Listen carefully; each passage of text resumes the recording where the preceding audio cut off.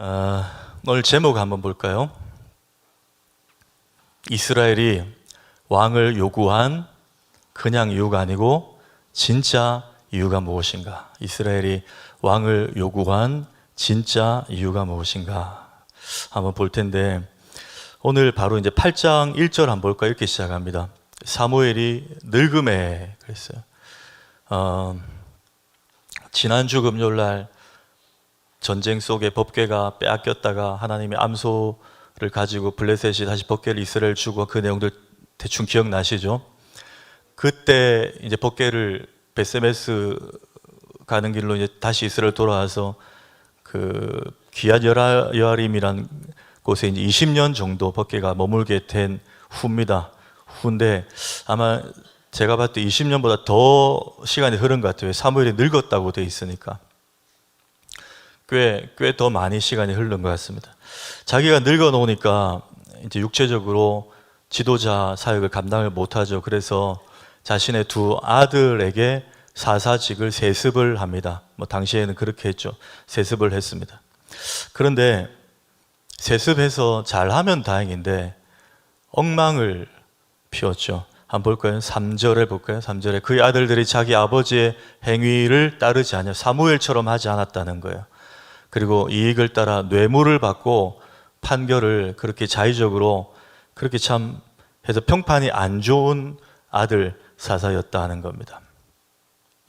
이 두 가지, 그러니까 사무엘은 늙었고 세습에서 세운 두 아들들도 엉망이고 문제가 많고, 이 두 가지를 구실을 잡아서 이스라엘 지도자들이 사무엘에게 와서 요청합니다. 우리 다 필요 없고 우리도 사람 왕을 세워달라고 요구를 합니다. 그런데 오늘 본문을 가만히 보면 여러분 생각해 보세요. 사무엘이 나이가 많아 늙은 것하고 그 다음에 사무엘의 두 아들이 문제가 많은 것하고 이스라엘의 왕을 세워달라는 거하고 무슨 관계가 있습니까?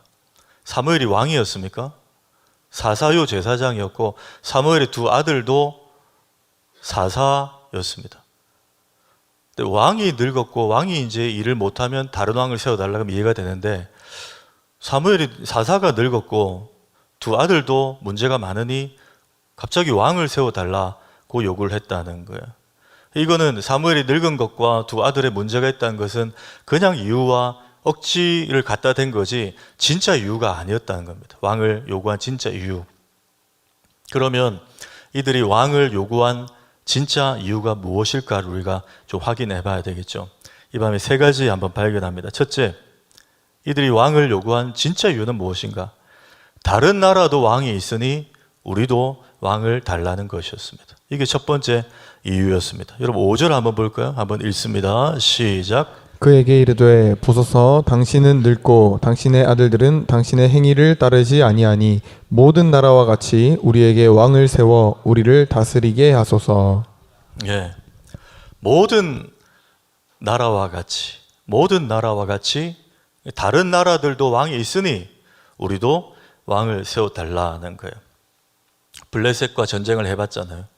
또 주변에 암몬도 있고 애굽도 있잖아요. 보니까 다른 나라들은 시스템이 왕정 제도거든요. 그럴싸해요. 왕이 탁 카리스마 있게 신하들 탁탁탁 돼 있고, 그러니까 전쟁을 해도 뭔가 체계적으로 보이는 거예요. 제도 자체가. 그게 이제 좋아 보이니까 우리 이스라엘도 사사 제사장 말고 우리도 다른 나라처럼 사람 왕을 세워달라고 말한 거예요. 근데 여러분 여기서 우리가 하나 짚어봅시다. 이 당시에 이스라엘에 진짜 왕이 없었습니까? 누굽니까? 아멘이시죠. 아멘. 여호와 하나님이 왕이셨습니다. 여러분 맞죠? 분명히 하나님이 왕이셨어요. 이 언약 백성들의 왕은 여호와 하나님이셨습니다. 그런데 이들은 왕을 세워달라 그랬어요. 이 사사시대가 이게 제일 문제였습니다. 여러분 사사기의 가장 핵심 구절이 사사기 21장 25절인데 한번 읽을까요? 시작. 그때에 이스라엘에 왕이 없으므로 사람이 각기 자기 소견에 옳은 대로 행하였더라. 이건 여러분 저자가 이 성경 기자가 지금 꼬집는 거예요. 정말 이스라엘에 왕이 없었다는 얘기를 하는 게 아닙니다. 하나님이 왕인데 하나님을 왕으로 인정하지 않으니까 사람들이 각기 자기 소견에 옳은 대로 살았다는 것을 비꼬는 거예요. 정말 그때 이스라엘 왕이 없었느냐? 아니요. 하나님이 왕이었습니다. 여호와가 왕이었어요.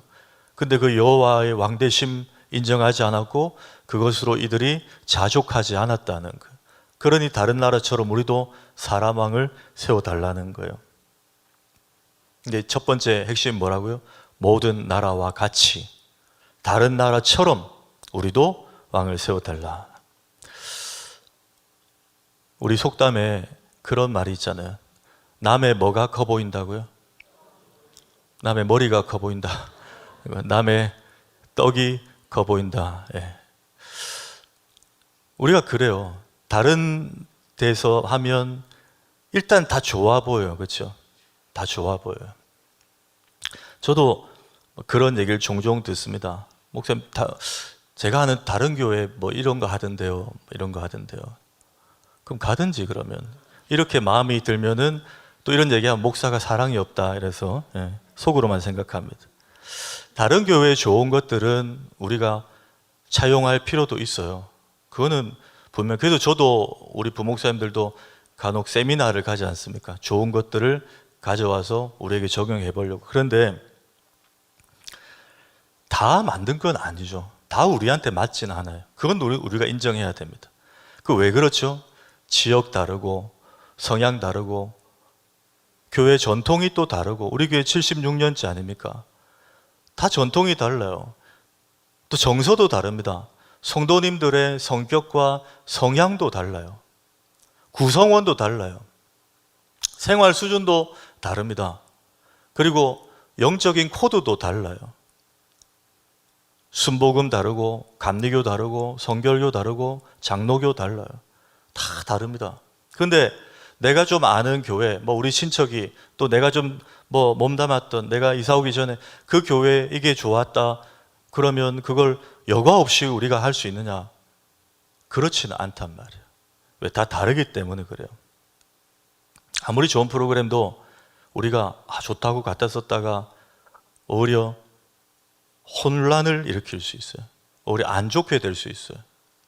우리 교회는 주일날 1부 예배, 2부 예배 드립니다. 10시와 11시 반에 예배를 드려요. 찬양대도 1부는 시온, 2부는 할렐루야.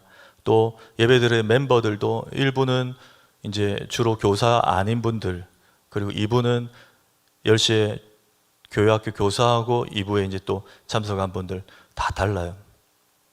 근데 제 설교는 거의 뭐 애들이 빼고는 원고는 다 똑같습니다. 99% 똑같아요. 그런데 제가 매주일 설교하면서 거의 한 번도 빠짐없이 느끼는 것은 제가 요 지점에서 유머를 했는데 1부 때는 뻥뻥 터지는데 2부 때는 갑자기 뭐 다큐멘터리 분위기 이럴 때가 있어요. 반대로 1부 때는 별 반응 없이 넘어가는데 2부 때 갑자기 저 셋째 줄에 어떤 분이 혼자 막 웃고 있는 분이 있어요. 여기는 아멘이 나올 것 같은데 안 나올 때가 있고 2부 때는 또 나올 때가 있어요. 여러분, 한 교회에 1부 예배, 2부 예배 드리는 분들도 다 다르다는 거예요.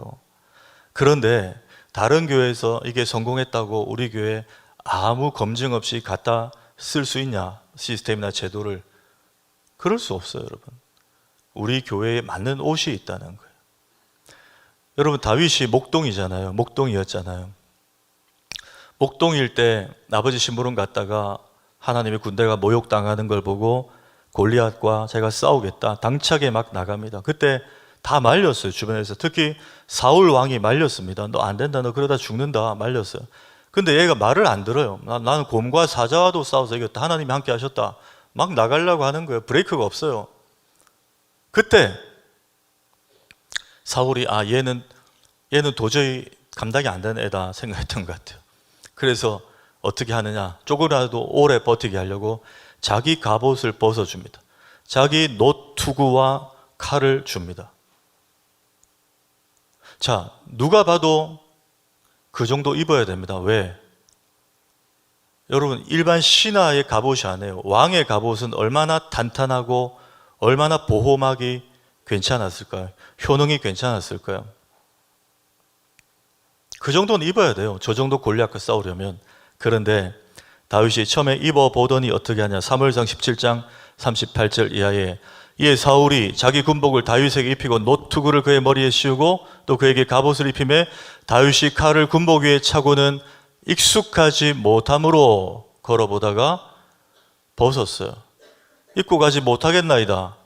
그리고 뭘 줍습니까? 손에 막대기 하고 그 다음에 시내에 무릎 꿇고 앉아서 돌 5개 그리고 물매, 매달아 던질 물매를 가지고 블레셋 사람에게 나갔어요. 여러분 가만 생각해 보십시오.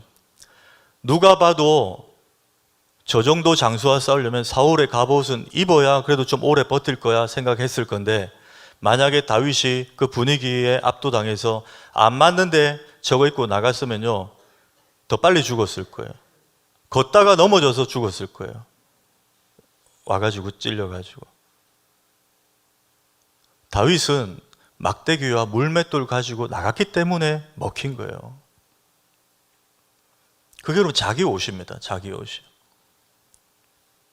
우리 교회도 그런 생각은 할 수 있습니다. 그러나 여러분 이렇게 생각해요. 하나님이 우리 부민교회의 76년 역사 가운데 또 요즘에 새로운 분들을 이렇게 또 보내주시고 이런 어떤 아름다운 분위기 속에서 하나님이 우리 부민교회에 주신 고유의 은사는 무엇인가를 생각해야 됩니다. 뭐가 있을까요, 여러분? 우리 서임중 목사님의 말씀 한번 생각해 봅시다. 나? 해보세요. 나? 서임중 목사님 말씀을 벌써 다 잊으셨습니까? 우리 교회는 누구 때문에? 나 때문에. 우리 교회에 주신 가장 좋은 은사와 탤런트는 여러분이에요, 여러분. 다른 거 뭐 부러워할 필요가 없어요. 다른 게 거기서는 잘 됐어도 여기 와서는 안 될 수도 있습니다. 그러니 우리가 기도하고 고민하고 집중할 것은 하나님이 우리 부민동의 부민교회의 76년 역사 가운데 발견하게 하고 앞으로 바라보게 하는 비전은 무엇인가? 네. 그게 우리가 계속 집중해야 될 부분이에요. 다른 나라도 저게 왕이 있으니 우리도 왕을 구색은 맞출 수 있습니다. 그러나 거기에 아무 능력이 없을 수도 있어요. 왜? 우리 게 아니기 때문에. 옛날에 무슨 광고 중에 이런 농산물 광고 이런 게 있었어요. 우리 것이 좋은 것이요 신토부리. 한번 따라 합시다. 우리 것이 좋은 것입니다. 부민교회 것이 세계적인 것입니다. 믿으십니까? 그렇게 생각하시고 하나님 여기에 은혜를 주시고 이걸 더 우리가 개발하고 여기에 투자하게 하여 주시옵소서. 이렇게 나가야죠. 두 번째는 왜 이들이 진짜 왕을 달라고 했나? 하나님은 눈에 안 보이니 눈에 보이는 사람 왕을 달라고 한 것입니다. 하나님 눈에 안 보이니까 다른 나라처럼 눈에 보이는 사람 왕을 달라는 거예요. 자, 6, 7절 한번 볼까요? 읽습니다. 시작. 우리에게 왕을 주어 우리를 다스리게 하라 했을 때에 사무엘이 그것을 기뻐하지 아니하여 여호와께 기도하매 여호와께서 사무엘에게 이르시되 이는 그들이 너를 버림이 아니요 나를 버려 자기들의 왕이 되지 못하게 함이니라. 지금 하나님이 사무엘에게 이제 하신 말씀이에요. 근데 사무엘의 감정을 한번 보십시오. 저들이 왕을 우리도 세워달라고 했을 때 사무엘이 그것을 뭐 했다고요? 기뻐하지 아니했다는 거예요. 기뻐하지 않았다. 그럼 이것은 하나님께 기도하고 받은 감정입니까? 자기 감정입니까? 기도하기 전에 기뻐하지 않았다 그래서 자기 감정이에요. 이 말 무슨 말이냐면 1절과 관계가 있습니다. 사무엘도 사람이잖아요. 상처받은 거예요. 지금 자기가 늙었어요. 그래서 이스라엘 장로들이 와서 당신 그 자리에서 이제 내려오시고 뭐 아들들도 문제 많지만 당신도 늙어서 내려오시고 우리에게 사람 왕을 세워달라 했더니 사무엘이 마음이 상했다 그 말이에요. 마음이 상했어요. 감정이 상했어요. 아 지금 날 늙어서 빨리 지금 은퇴시키는구나 이 마음이 든 거예요. 그런데 그럼에도 불구하고 사무엘이 위대한 것은 그 감정이 태도가 되지 않았어요. 하나님께 묻습니다. 그렇죠? 기뻐하지 않고 마음이 힘들었지만 그 하나님께 기도했으며 기도했더니 하나님이 사무엘을 달래십니다. 아니야.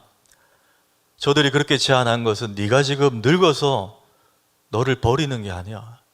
네가 늙어서 너를 은퇴시키는 게 아니야. 뭐라고요? 그들이 지금 나를 버린 거라. 나를 버려 자기들의 왕이 되지 못하게 했다는 거예요. 무슨 말이냐? 사무엘, 너의 늙고 젊고의 문제가 아니고 이들은 지금 나를 왕으로 인정하지 않고 있었어. 왜죠? 다른 나라처럼 눈에 보이지 않거든. 하나님 살아계신 것 같은데 왕이라고 하는데 선명하게 보이지 않아요. 필요할 때 뭔가 딱 카리스마 있게 나타나질 않아요. 그러니 나를 더 이상 왕으로 인정하지 않는 거야. 이게 하나님의 서운함이었어요. 이걸 지금 사무엘에게 하는 거예요. 여러분, DJ 정부 때 DJ 알아요 혹시? 우리 고등부 DJ DOC 알아요? DJ DOC 몰라요? 가수? 어디부터 설명을 해야 될지 모르겠네. 구구단은 알아요? 그래. DJ를 우리가 보통 이제 김대중 전 대통령을 DJ 정부 때라 그러죠. 이때 충신한 사람 비서실장이 있었는데 사진 한번 보실까요? 김중권이라는 여러분 보실 때 오른쪽이 김대중 전 대통령이고 왼쪽이 김중권 비서실장이에요. 유명한 분이에요. 김대중 대통령의 자서전에 나오는 얘기입니다. 한 번은 DJ가 김대중 대통령께서 일요일에 이제 그에게는 일요일이죠. 일요일 낮에 뭐 급하게 확인할 게 있어서 저 김중권 비서실장에게 전화를 했대요. 근데 김중권 비서실장은 신실한 크리스천이었어요. 그래서 교회에 가서 예배를 드리고 있었어요. 그 시간에. 근데 전화가 이렇게 오니까 그때 이제 스마트폰이 아니고 투지폰 알아요 혹시? 투지적으로 막 던져도 되는 폰 있잖아요. 요렇게 하는 거, 폴더. 투지폰인데 이렇게 보니까 대통령이거든요. 근데 예배 시간이에요. 그래서 종료 버튼을 누르고 전화를 돌려버렸어요. 예배가 적어도 1시간, 1시간 반 드리잖아요. 여러분 같으면 여러분이 김중권 비서실장이에요. 대통령실에 계신 분인데 예배 드리러 오셨어요. 그러면 여러분 대통령이 지금 전화가 왔어요. 나가도 누가 뭘 안 해. 저분은 지금 청와대에 계신 분이니까 그렇죠. 교인들이 알잖아요. 급한 뭐가 왔나 보다. 당연히 나갈 거예요. 심지어 우리 교회는 대통령 전화 아닌데도 전화 오면 나간 분도 있어요. 예배 시간에. 네. 대통령 전화하면 당연히 나갈 거예요. 전화 받으러. 근데 이분은 예배 시간이 때문에 전화를 돌려버렸어요. 그리고 예배를 다 드렸습니다. 마치고 내가 전화를 해야 되겠다. 근데 이분이 예배 드리는데 속으로 이런 생각이 들어요. 이제 나는 잘렸구나. 아마 징계를 받겠구나. 그럴 수 있죠. 징계를 받겠구나. 그 생각을 했대요. 그리고는 예배를 마치고 다시 대통령에게 이제 전화를 했대요. 그때는 각하라 그랬거든요. 요즘은 대통령님 그러죠. 각하, 정말 죄송합니다. 예배 중이라 전화를 받지 못했습니다. 이렇게 설명을 했어요. 그랬더니 DJ가 아이고 내가 되레 미안하네. 아무렴, 그대로 옵니다. 워딩. 아무렴 안 받아야지. 대통령보다 높으신 하나님께 예배하는 시간인데 내가 미안하네 그러더래요. 내가 미안하네. 두 분 다 훌륭하죠 여러분. 두 분 다 훌륭해요. 대통령이 이렇게 말했던 나 대통령보다 높으신 하나님께 당신이 예배하는 시간인데 당연히 안 받아야지. 내가 그때 전화해서 미안하네. 여러분 하나님이 제일 높으시잖아요. 그렇죠? 그럼 하나님을 기준으로 삼으면 우리 인생은 풀리게 돼 있습니다. 하나님을 딱 기준으로 잡으면. 근데 우리가 왜 자꾸 넘어지고 인생이 자꾸 꼬이고 뭔가 잘 안 되느냐, 가만 생각해 보십시오. 하나님을 제일 높이 잡지 않아요. 자꾸 사람들에 의해서 우리가 움직입니다. 힘 있는 사람, 좀 나를 어떻게 해롭게 혹은 유익하게 할 수 있는 영향력이 있는 사람에 우리가 눈치를 봐요. 그분보다 하나님이 사실 더 높은데, 여러분 맞습니까? 하나님이 더 높은데 그걸 여실히 보여주는 방금 이야기가 그거예요. 우리가 누구에게 집중해야 되는가? 눈에 보이지 않지만 눈에 보이는 어떤 권력자보다 높이 계신 분이 하나님이십니다. 그분이면 충분하잖아요. 내가 하나님 앞에만 잘 보면 충분합니다. 우리 인생 교회에서뿐만 아니에요, 여러분. 우리 정말 귀합니다. 우리 학생들. 혹시 개근인가요? 이대로 가면? 한 주중에 한 우리 교회 성도님이 무명이에요. 제가 언급할 수 없는데, 목사님 연말에 12월 마지막 주일에 우리 교회 이제 시상식 하잖아요. 성경 읽기, 성경 듣기, 전도 시상하는데, 그때 올 한 해 금요철야 개근한 우리 다음 세대 자녀들에게 제가 개인적으로 좀 좋은 선물을 주고 싶습니다. 선물을. 그래서 제가 마음에 하나 걸리는 게, 제가 휴가 갈 때 저희 집 애들도 하루 빠졌거든요. 그래서 집사님 혹시 한 번 정도 빠진 거? 이랬더니 집사님이 그때 그럼 혹시 휴가 중에 예배를 드리셨습니까? 그러는 거예요. 여러분 이 정도 되면 그분이 목사고 제가 집사 아니에요? 예? 예배를 드렸냐는 거예요. 예, 해운대 온누리 교회 가서 같이 예배를 드려서 금요일 또 주일 예배를 드렸습니다. 그때 해운대 온누리에 그날 유은성 전도사님이 오셨거든요. 예배를 드렸습니다. 아, 그러면 인정하겠습니다. 이러는 거예요. 선물이 뭐냐? 귀에 꼽는, 보청기 말고요. 뭐 여러분이 보청기 왜 주시겠어요? 귀에 꼽는 거 그거 있죠? 하얀 거 요거 있죠? 이게 뭐 교회 돈으로 하는 게 아니고 개인이 그렇게 하시겠다니까 제가 뭐 말리지 않았어요. 예. 대뜸 받아서 아유 집사님 감사합니다. 매년 부탁합니다.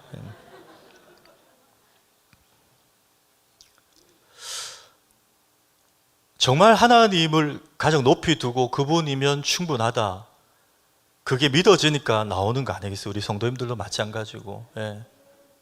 그거 외에 답도 없고요.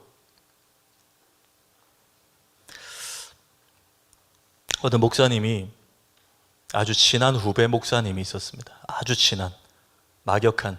근데 그 목사님에게 전화가 와서 선배님, 뭐 형님 이러면서 2주 뒤에 우리 교회 주일 오후 예배에 헌신 예배가 있는데 와서 설교를 좀 해주십시오.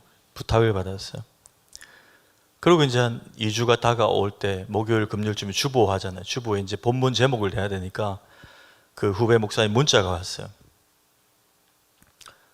본문과 제목을 알려주십시오. 문자가 왔어요. 그래서 선배 목사님이 문자를 보냈어요. 본문은 시편 23편 1절에서 6절, 제목은 여호와는 나의 목자, 이렇게 보냈어요. 그랬더니 후배 목사님이 뭐 그게 다예요? 이렇게 또 문자가 온 거야. 뭐 그 외에 뭐 있냐? 그게 다예요? 그래서 선배 목사님이 문자로 뭐 그거면 됐지 뭐 더 필요해? 이렇게 또 답신을 보냈어요. 그리고 2주 뒤 당일에 그 교회 설교하러 갔습니다. 가서 그 목사님 예배 전에 앉아서 주보를 봤는데 깜짝 놀랐어요. 설교 제목이 이렇게 돼 있어요. 여호와는 나의 목자, 그거면 됐지 뭐가 더 필요해?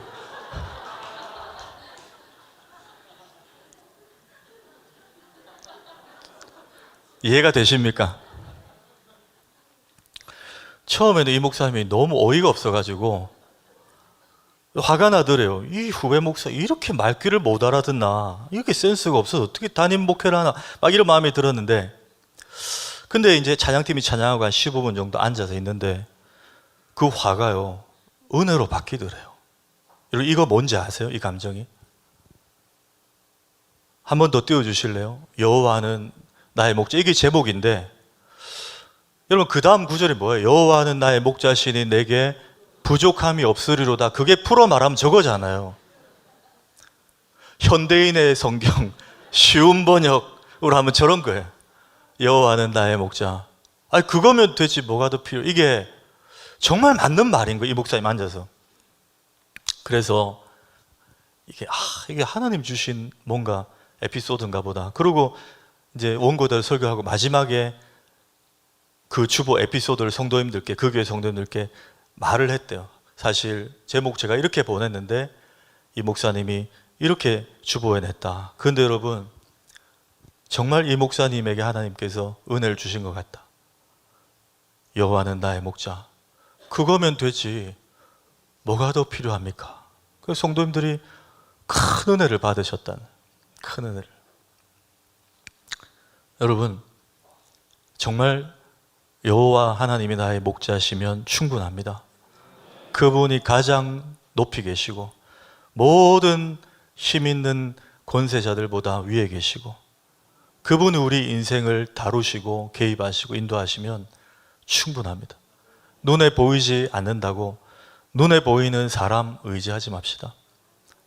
나한테 어떤 영향을 줄 것 같은 사람, 뭐 좀 있는 사람 의지하지 맙시다. 정말 하나님만 의지합시다. 네. 세 번째 마지막입니다. 진짜 이유는 뭔가? 멀리 보지 못하니 당장에 좋을 것 같은 왕을 달라고 한 것입니다. 누가? 이스라엘 사람들이, 지도자들이 멀리 보지 못하니까 당장 눈앞에 왕이 있으면 좋겠다 싶으니까 달라고 했다는 거예요. 여러분 18절 19절 한번 읽을까요? 시작. 그날에 너희는 너희가 택한 왕으로 말미암아 부르짖되 그날에 여호와께서 너희에게 응답하지 아니하시리라 하니 백성이 사무엘의 말 듣기를 거절하여 이르되 아니로소이다 우리도 우리 왕이 있어야 하리니. 예. 저 그날에는 언제냐면 하나님이 지금 사무엘에게 그래 원하는 대로 왕 세워주라 하면서 대신에 왕의 제도에 폐단이 이런 게 있을 거야 라고 알려줘. 그게 이제 10절에서 17절까지 기록이 돼 있죠. 왕의 제도로 말미암아 너희 이제 어려움이 있을 거라는 걸 쭉 설명해 줬어요. 그러면 이스라엘 백성들이 우리가 괜히 왕을 요구해서 이 고생을 하는구나 하는 그 날에 너희가 그제야 후회하고 너희들이 택한 왕으로 말미암아 나한테 회개하고 부르짖어도 나는 너희들 모른 척 할 거야. 그 정도 너희들 책임을 가지고 결정해. 하나님 그렇게 말씀하시는 거예요. 막 그렇게 설명을 했는데도 백성들이 뭐라고 하죠? 사무엘의 말 듣기를 거절하고 이러되 아니로소이다. 우리도 우리 왕이 있어야 합니다. 끝까지 고집을 피우는 거예요. 10절에 17절에 보면 제가 대충 요약하면 왕이 백성들의 아들을 강제로 군에 징집할 거고 그리고 농사 지은 것 중에 제일 좋은 것들 착취할 거고 양도 막 착취할 거고 즉 왕이 백성을 위해 존재하는 게 아니라 백성들이 왕의 안위와 행복을 위해서 이용당할 거야. 그 얘기예요. 그게 너희들이 바라보는 눈에 보이는 사람 왕이야. 그런데도 너 우리 왕이 있어야 됩니다. 요구했다는 거예요. 자, 그렇게 해서 하나님이 못 이겨서 주신 이스라엘 첫 번째 왕이 누굽니까? 사울이에요. 사울. 실패했죠. 40년. 그 다음에 다윗은 실패한 건 아니에요. 그러나 연약해서 죄 지었어요. 40년. 또 솔로몬 40년. 그리고 남유다와 북이스라엘로 분열됩니다. 그 분열 왕국 수백 년 동안에 남유다와 북이스라엘 도합 39명의 왕이 있지만 물론 히스기야 같이 요시야 같이 선왕도 있었지만 마지막에는 모든 왕들이 다 왕조가 다 무너집니다.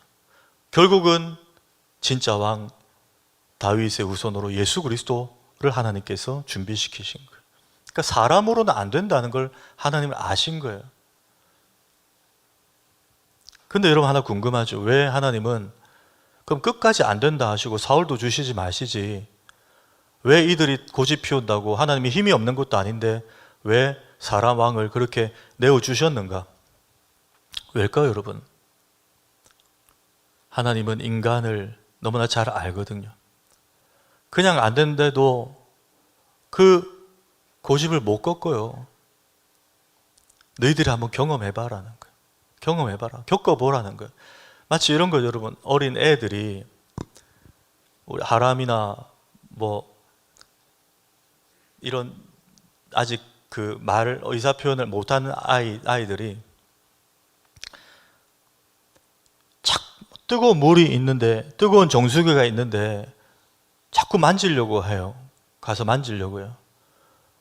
그럼 엄마 아빠가 어떻게 하죠? 잡죠. 안 된다고 해요. 근데 계속 막 때를 써요. 그러면 지혜로운 엄마 아빠는 어떻게 하느냐? 뜨거운 물, 여기 뜨거운 온기가 느낄 정도로 애 손을 잡고 아뜨, 아뜨 이렇게 맛을 보게 해줍니다. 이게 뜨거운 거를 알려줘요. 그렇죠? 그리고 애가 위험한데 뭐 천정이 낮은데 계속 가려고 해요. 그럼 부딪힐 것 같아요. 애가 계속 가려고 해요. 그럼 뭐 엄마 아빠 지혜로운 분들 어떻게 하죠? 애를 데려가서 살짝 부딪히게 합니다. 아야, 아야.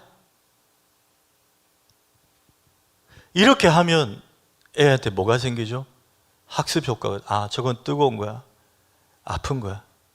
그리고는 아야, 아뜨 이러고 가까이 가지 않는 거예요. 하나님 그걸 아시는 거예요. 이렇게 안 하면 끝까지 사람 왕 달라고. 근데 경험해봐야, 실패해봐야, 아, 하나님 이래서 안 된다고 했구나. 그걸 지금 몸소 깨닫게 하시는 거예요. 여러분, 끝으로 꼭 기억합시다. 하나님이 안 된다고 할 때는 다 이유가 있습니다. 하나님이 막으실 때는 다 이유가 있습니다. 그리고 막으시지만 하지 않습니다. 다른 길을 열어주십니다. 저 사람이 아니면 다른 사람을 보게 하세요. 우리가 집중해야 될 시간은 하나님께 이 문제를 갖고 나가는 거예요. 여러분, 힘 있는 사람 찾지 맙시다. 하나님이 제일 힘이 있습니다. 하나님 찾으면 우리가 꼭 만나야 될 사람이 있으면 하나님이 보내주십니다. 붙여주십니다. 그렇게 하나님 일하시는 거예요. 그분이 하나님이에요. 아, 우리는 우리 원하는 걸 딱 주시면 때로 이렇게 간증하지. 저는 다니엘 기도회 비판하는 거 아닌데요. 다니엘 기도회 뭐 좋아요, 좋은데 보면 다 성공한 사람들만 나와요. 여러분, 꼭 성공해야 하나님 살아계신 겁니까? 꼭 성공해야만 간증되는, 실패도 간증이 되잖아요. 저는 그게 어쩌면 더 높은 수준의 신앙이 아닌가. 우리가 구하는 대로 하나님 마지막에 딱 주셨어. 야, 하나님 진짜 살아계시구나. 이것도 간증이지만 내가 아무리 몸부림치고 기도했는데 하나님이 안 주셨어요. 난 여전히 마음이 힘들어요. 그러나 하나님이 나를 막으신 이유가 있을 거예요. 나는 그 하나님을 만났습니다. 여러분, 이것도 귀한 간증 아닌가요? 하나님이 진짜 나를 사랑하시는구나. 내가 절로 가면 안 되니까 나를 이렇게 이 일을 통해서 다리를 부러뜨려서 가정에 힘든 일을 주셔서 나를 꼼짝 못하게 하시는구나. 하나님 진짜 나를 사랑하시는구나. 여러분, 이렇게 살아계신 하나님을 만나는 것도 진짜 차원 높은 믿음인 줄 믿습니다. 오늘 이 밤에 기도하실 때 하나님 나의 원대로 마옵시고 하나님 원하시는 대로 내 기도를 이끌어 주옵소서. 기도합시다. 신명기 1장 33절 끝으로 한번 읽습니다. 시작. 그는 너희보다 먼저 그 길을 가시며 장막 칠 곳을 찾으시고 밤에는 불로 낮에는 구름으로 너희가 갈 길을 지시하시는 자이시니라. 하나님이 누구시라고요? 우리보다 늘 먼저 그 길을 가시는 거예요. 그러니까 이스라엘은 자꾸 왕을 달라고 안 보이니까, 멀리 안 보이니까, 하나님은 멀리 보시니까 보이니까 안 된다고 한 거예요. 결말이 보이니까. 여러분, 하나님을 믿읍시다. 하나님이 막으시면 그 하나님 믿고, 하나님이 다른 데로 보내시면 그 하나님 믿고, 하나님이 매를 드시면 그 하나님을 믿고, 하나님이 열어주시면 그 하나님을 믿고. 왜? 하나님은 내가 보지 못하는 곳을 앞서가서 보시니까. 하나님, 오늘 밤도 우리의 기도의 제목들을 다 쏟아냅니다. 그러나 우리의 원대로 마시고 하나님이 바라보시는 방향으로 그 기도를 이끌어 주옵소서. 이렇게 기도하시는 우리 모두가 되기를 축복합니다.